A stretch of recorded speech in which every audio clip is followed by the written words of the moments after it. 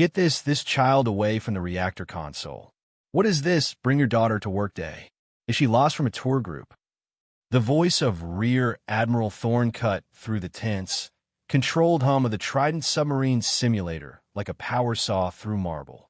The assembled officers and senior enlisted, men who had spent decades mastering the arcane science of nuclear propulsion, flinched as one, not from a volume, but from the sheer, naked contempt dripping from every syllable. They knew that tone. It was the sound of a careerist looking for a scapegoat, a politician in uniform who valued appearances over actual competence. His eyes, small and hard, were fixed on the one person in the room who didn't seem to notice him, a young woman sitting ramrod straight at the primary engineering control station. Her back was to him, her focus absolute, her hands hovering just millimeters above the plasma displays, her posture a study in coiled stillness. The crowd of onlookers, a mix of trainees and evaluators, shuffled their feet. A few nervous coughs punctuated the heavy silence. They had all been watching her, this quiet petty officer second class, as she danced through the pre-simulation checks with an economy of motion that was both mesmerizing and unsettling. She moved like a master watchmaker assembling a priceless timepiece, each action deliberate, precise, and utterly confident. But Thorne saw none of that. He saw only youth, a slender frame, and a thick braid of chestnut hair escaping from the back of her tactical cover. The insult, designed for maximum public humiliation, hung in the chilled air. She didn't turn. She didn't react. The only acknowledgement was a fractional tightening of her jaw, a minute shift in the muscles of her neck that only a predator would notice. Her focus remained locked on the complex cascade of data flowing across the screen before her, her mind clearly already deep within the digital heart of the simulated Virginia-class submarine's S-9G reactor. Thorne, accustomed to immediate deference, took her silence as defiance.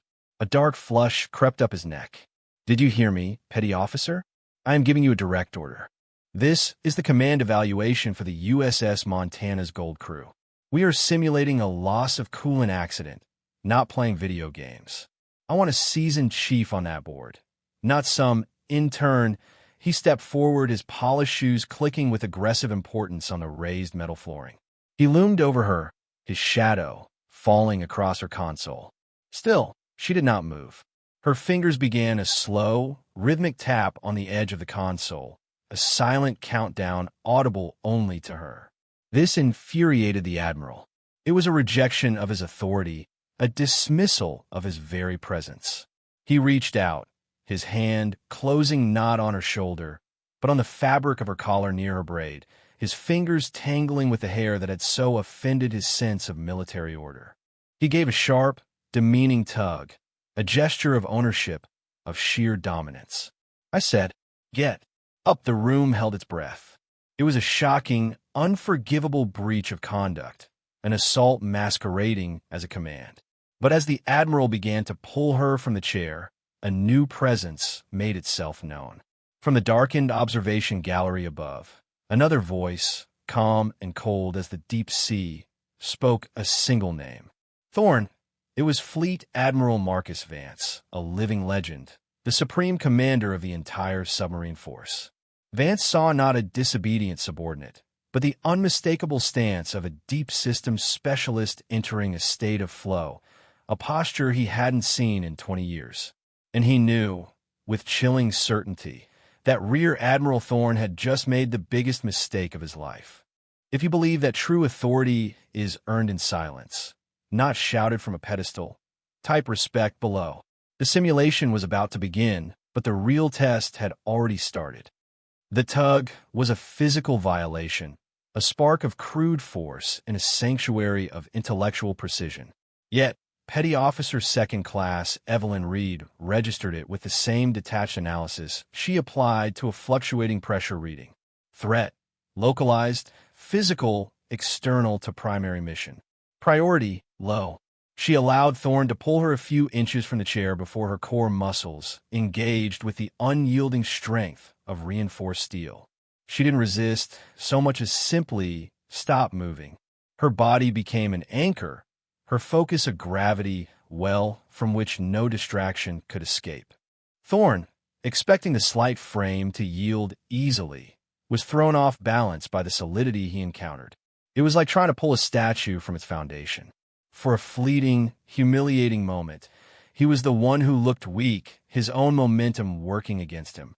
The name of Fleet Admiral Vance, echoing from a gallery, was his only salvation, allowing him to release her and straighten his uniform, a mask of indignant rage barely concealing his embarrassment. He shot a venomous glare at Reed, who had already settled back in her chair as if nothing had happened, her attention once again fused with the console. The incident, lasting no more than 3 seconds, had irrevocably altered the atmosphere in the room. The nervous tension of the crew had sharpened into a blade of cold fury. They had just witnessed a profound disrespect not only to a fellow sailor, but to the sanctity of their profession. In their world, the control room during a critical evolution was hallowed ground. What Thorn had done was akin to spitting on an altar during high mass. The chief of the boat, a grizzled master chief with hands like worn leather and eyes that had seen the pressure hulls of a dozen submarines, took a half-step forward, his body language a thundercloud of protective instinct. But Reed, without looking at him, gave a subtle, almost imperceptible shake of her head. "Stand down. The problem is on the board, not behind me." The message was clear. The Master Chief froze, his loyalty torn between the chain of command and the quiet, undeniable authority emanating from a young woman at the console. He chose to trust her. He stepped back, his face a granite mask of disapproval aimed squarely at the rear admiral. Thorn, puffing himself up, ignored the collective animosity. "Let's get on with it," he barked at the simulation controller. "Initiate the scenario. Let's see what this gold crew is made of." The controller, after a glance up at the silent figure of Fleet Admiral Vance in the gallery, nodded. "Initiating scenario 79er Delta. Stand by." The room's ambient lighting shifted from a calm, clinical white to a pulsing, urgent red. A synthesized voice, devoid of emotion, filled the space. "Alert! Alert! Primary coolant loop pressure falling. Scram circuit failure in Quadrant 3. Emergency core cooling system unresponsive." On the main view screen, a 3D model of the reactor core began to flash with angry crimson indicators. The carefully controlled hum of the simulator was replaced by a rising cacophony of alarms. A high-pitched shriek for the pressure drop, a deep, guttural klaxon for the scram failure. The test had begun, and it was a nightmare scenario. A cascading failure designed to be unwinnable, a test of how a command crew performs in the face of certain doom. The senior officers began shouting reports, their voices tight with practiced urgency, but an undercurrent of genuine confusion was already palpable. The combination of failures was unorthodox, a complex problem that defied standard emergency procedures. Thorn began pacing behind the command chairs, firing off questions and suggestions that only added to the chaos. "Why haven't you isolated the loop? Reroute the secondary pumps. Get me a thermal reading on the containment vessel." His commands were textbook, but they were the wrong textbook for this problem. He was treating a cancer with battlefield bandages, his arrogance blinding him to the unique and deadly nature of the crisis unfolding on the screens before him. And through it all, Petty Officer Reed remained motionless, her eyes scanning dozens of data streams at once, her mind processing the impossible equation. She wasn't just watching the problem. She was mapping its DNA. The chaos crested. The simulated reactor temperature began to climb at an exponential rate, the digital readout ticking upwards with terrifying speed. Core temperature approaching critical limits, an officer yelled, his voice cracking. "We've lost control of the neutron flux. We have 30 seconds to melt down." The pronouncement fell like a death sentence. The experienced chiefs and commanders, men who could field strip a torpedo in the dark, were paralyzed. They had run out of procedures. They had run out of options. They had run out of time. Rear Admiral Thorn's face had gone pale, his bluster evaporating in the face of a failure he could not comprehend, let alone command his way out of. His frantic pacing stopped. He stood frozen, a deer in the headlights of an oncoming digital apocalypse.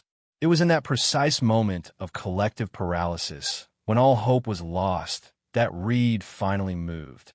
Her hands, which had been hovering in wait, descended upon the console. There was no hesitation, no motion. It was not the frantic button-mashing of a panicked operator, but the fluid, deliberate performance of a concert pianist who has played the piece 1,000 times in her mind. Her right hand flew to a sub-panel, flipping a series of 4 magnetic breakers in a sequence that was not in any manual, effectively creating a new, unauthorized power pathway. Simultaneously, her left hand danced across the touchscreen, bypassing 3 layers of safety lockouts with a series of alphanumeric codes entered at blinding speed. The senior engineers watched, their mouths agape. What she was doing was heresy. It was engineering insanity. She was manually overriding the reactor's brain, severing the very systems designed to prevent a catastrophe. "What is she doing?" someone whispered in horrified awe. "She's bypassing the entire control rod mechanism." Thorne, jolted from his stupor, bellowed, "Petty officer, cease and desist. That's a violation of every protocol. You'll trigger a full-scale." His voice trailed off as he, and everyone else, saw what she was truly doing. She wasn't trying to stop the reaction with the control rods. She was aiming for something far more radical, something purely theoretical. She was initiating a controlled thermal shock, using the reserve coolant from the tertiary loop, a system never intended for direct core contact, to trigger an instantaneous, system-wide shutdown. It was a maneuver known only in the deepest circles of theoretical nuclear physics as a dead-stick quench, a desperate, all-or-nothing gambit with a success probability estimated in the single digits. It was like trying to stop a charging bull by throwing a bucket of ice water in its face.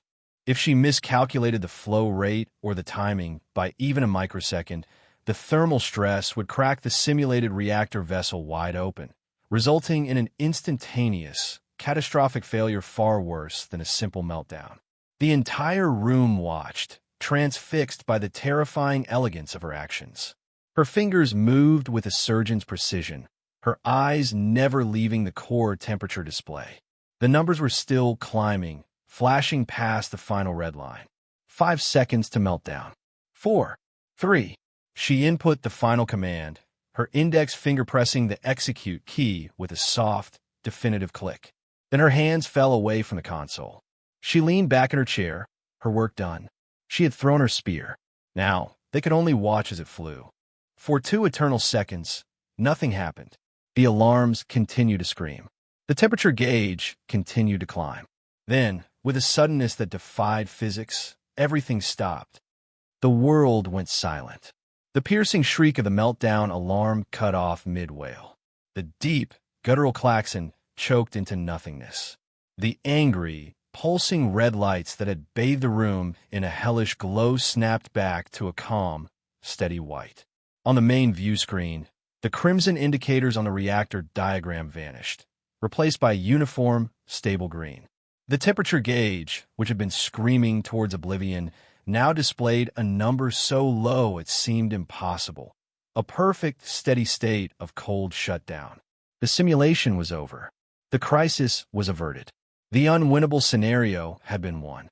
The silence that followed was more profound than any noise that had preceded it.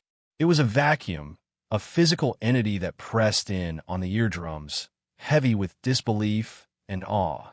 The only sound was the gentle hum of the simulator's cooling fans and the distant, rhythmic ticking of a wall clock, each second landing like a hammer blow in the stillness. The officers and chiefs stood frozen, their eyes wide, staring first at the placid green of the main screen and then at the small, quiet figure of the woman who had single-handedly tamed the digital beast.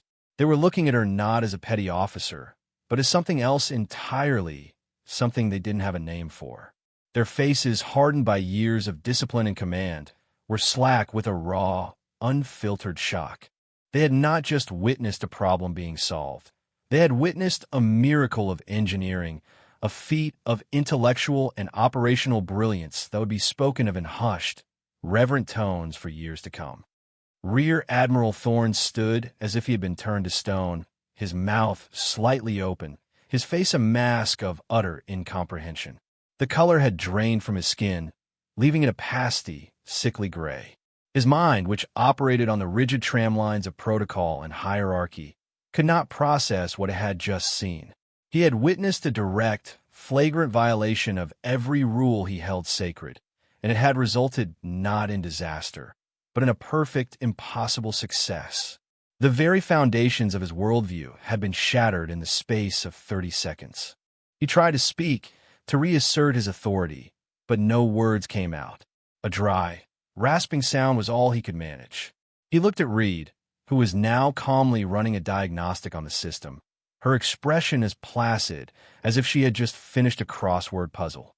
There was no triumph in her eyes, no hint of, "I told you so." There was only the quiet focus of a professional finishing her job. This, more than anything, seemed to unhinge him. The sheer, unadulterated competence, devoid of any ego, was an indictment of his entire being. He had built his career on bluster, on intimidation, on the performance of authority. She possessed the real thing, and it was a force of nature that had just swept through his carefully constructed world, leaving nothing but wreckage in its wake.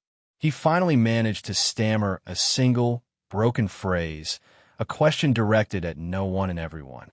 That's not possible."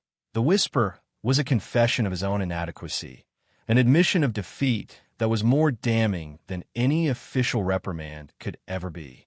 It was the sound of a hollow man realizing, for the first time, that he was truly and completely out of his depth. The silence stretched on, a monument to her impossible feat. Into this cathedral of stunned silence, a new sound emerged, the slow, deliberate footsteps of someone descending the metal staircase from the observation gallery. Every head in the room turned. Fleet Admiral Marcus Vance moved with an economy of motion that belied his age and rank. He was a relic from a different era, a man who had served on diesel boats and commanded the first of the Seawolf-class submarines. His face was a roadmap of deep-sea deployments, his eyes holding the quiet, patient wisdom of someone who had spent more of his life underwater than on dry land. He represented the living soul of the submarine force, and his presence commanded a level of respect that Thorne, with all his bluster, could never hope to achieve.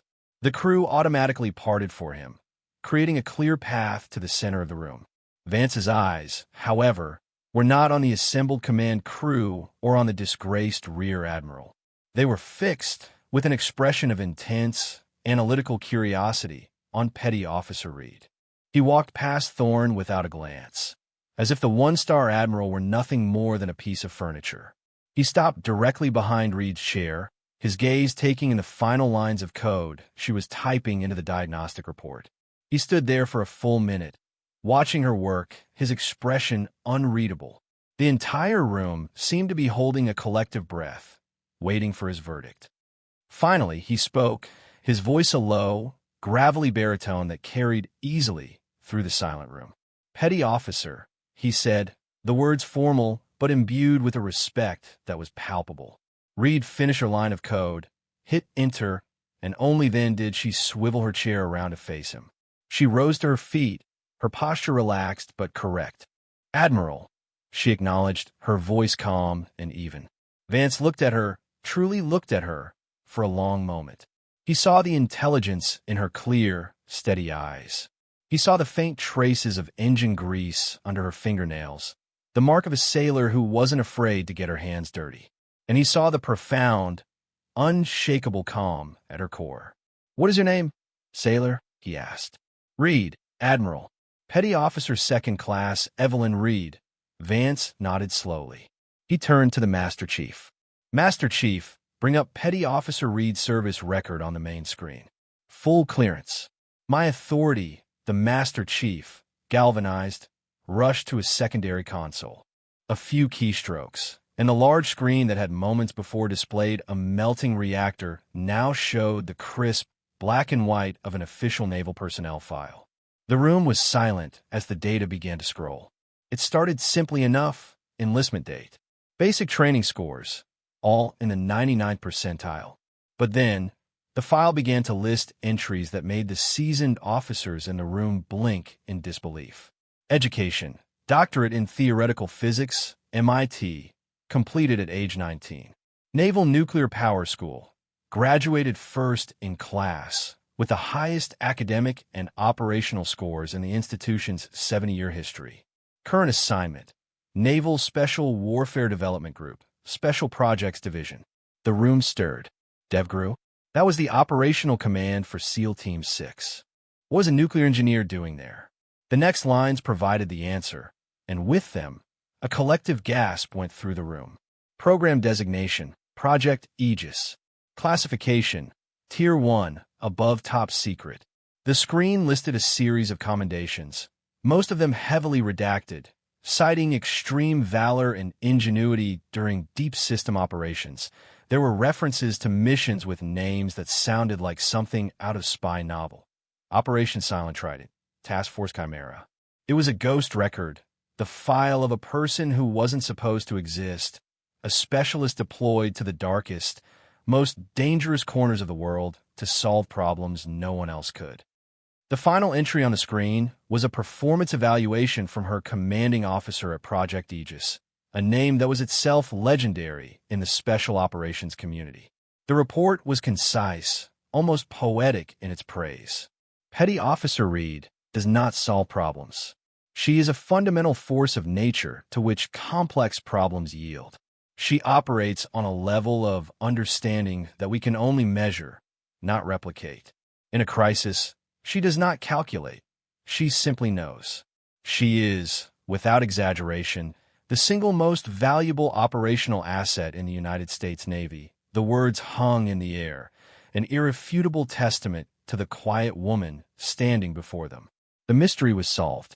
She wasn't just a gifted engineer. She was a prodigy, a secret weapon cloaked in the unassuming rank of a petty officer second class. Her quietness wasn't shyness. It was the profound silence of immense, unassailable competence.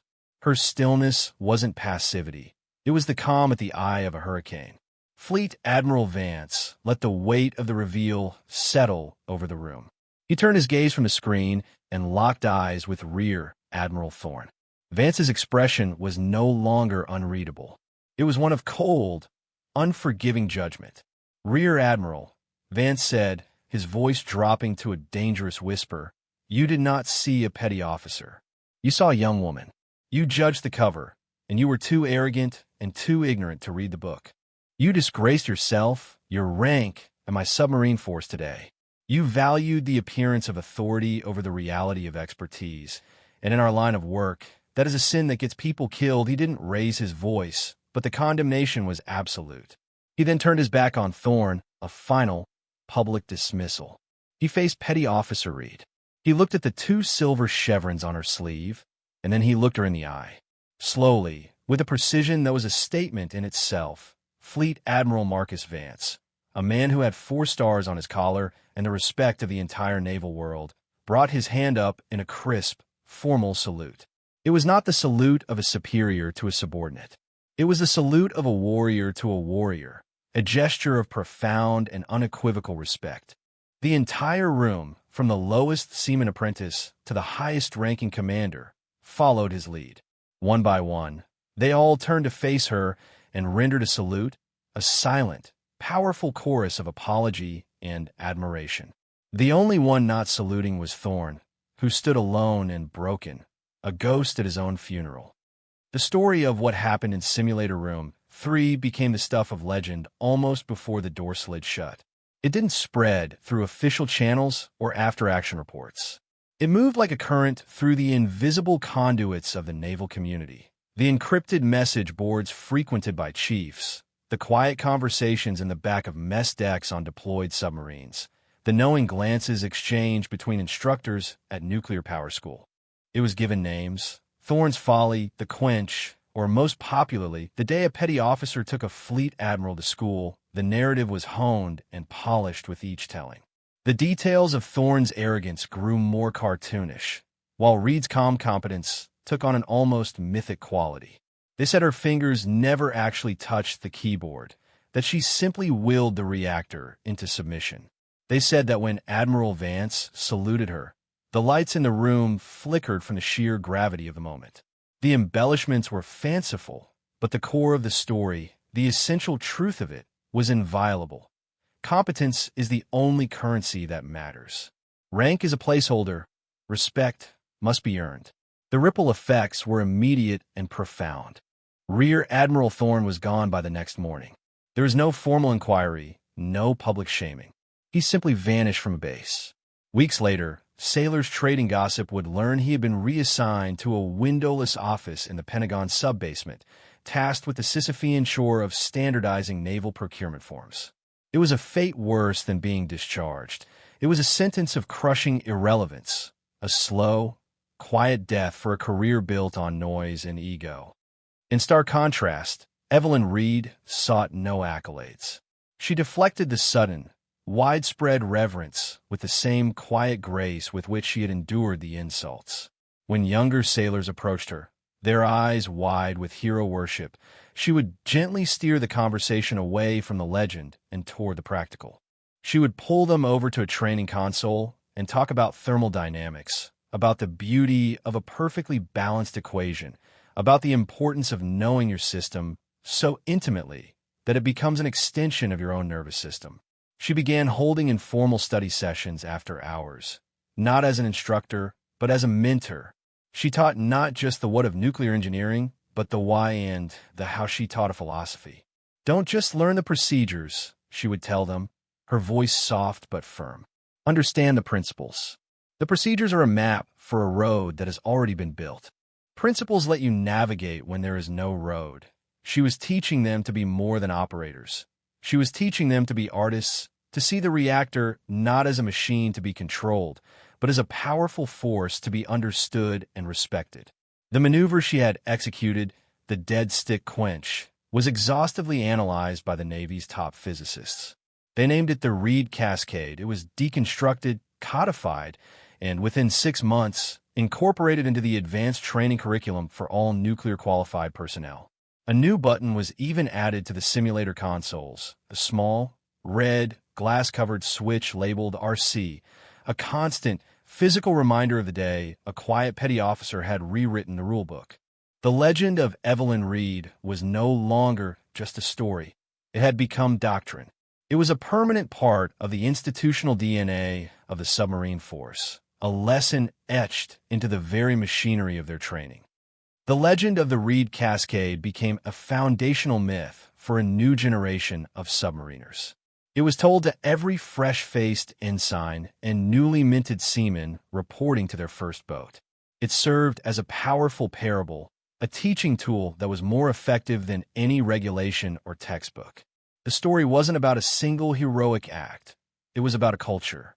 It was a stark reminder that the most brilliant mind on the vessel might be the junior sailor cleaning the bilges, that the solution to a catastrophic problem might lie not in the rank on someone's collar, but in the knowledge within their mind.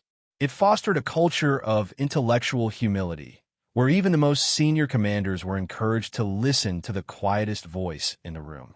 Captains would start critical mission briefings with the phrase, "All right, let's make sure there are no Reeds in the room we're ignoring." It became a shorthand for speak up, no matter your rank. If you see something we don't, the impact on morale was immeasurable. It sent a clear message throughout the fleet. The Navy, at its core, was a meritocracy. Your background, your gender, your connections, none of it mattered when the alarms were screaming and the sea was trying to crush you. All that mattered was what you knew and what you could do. Years passed.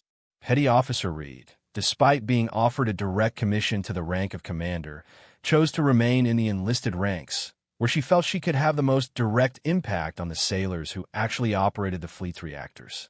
She eventually rose to the rank of Master Chief Petty Officer, becoming a legend in her own right, a quiet, formidable presence who mentored hundreds of the Navy's finest engineers.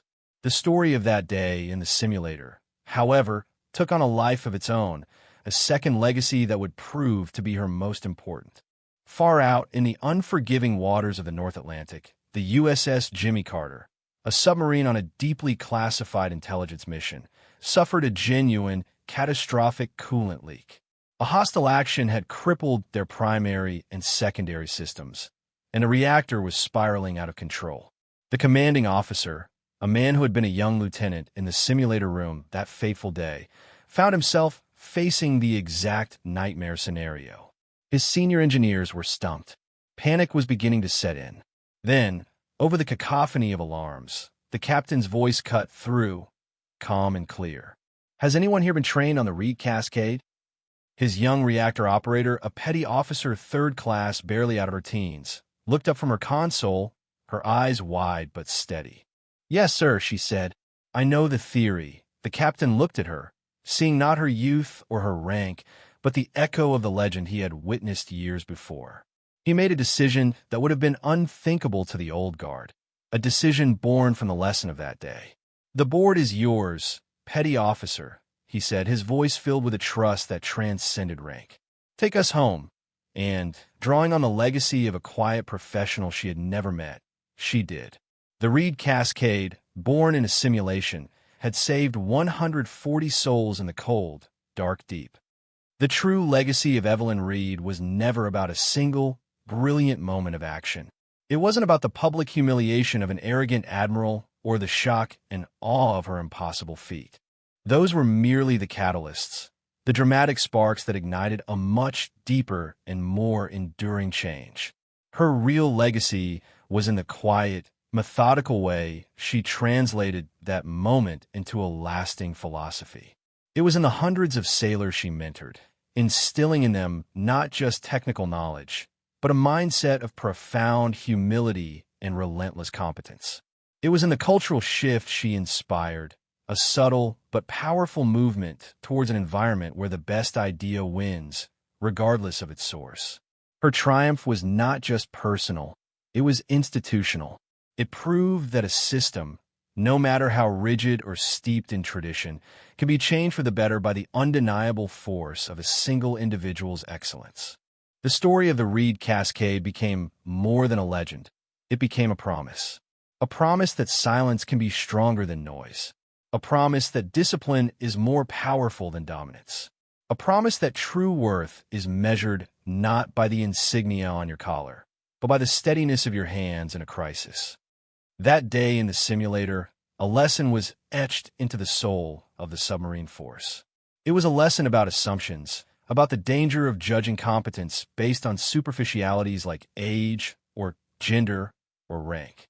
It was a testament to the idea that in the high-stakes world of naval operations, there is no room for ego. There is only room for excellence. The quiet professional, the one who does the work without needing the credit, is the true backbone of any great organization. They are the anchors in the storm, the calm voices in the chaos, the ones who prove, time and again, that action will always speak louder than words. The legacy of Petty Officer Reed is a living one, present in every control room where a junior sailor feels empowered to speak up, in every crisis averted because of a principle she taught, in every life saved by the cascade of knowledge she set in motion. It is a legacy written not in commendations or medals, but in the continued, quiet competence of those who followed her. It is the enduring truth that the most powerful force in the world is not a weapon or a rank. It is a skilled and steady mind in the service of others. For more stories where quiet competence triumphs over loud arrogance, and where a professional skill defines their worth, subscribe to Unknown Heroine Stories.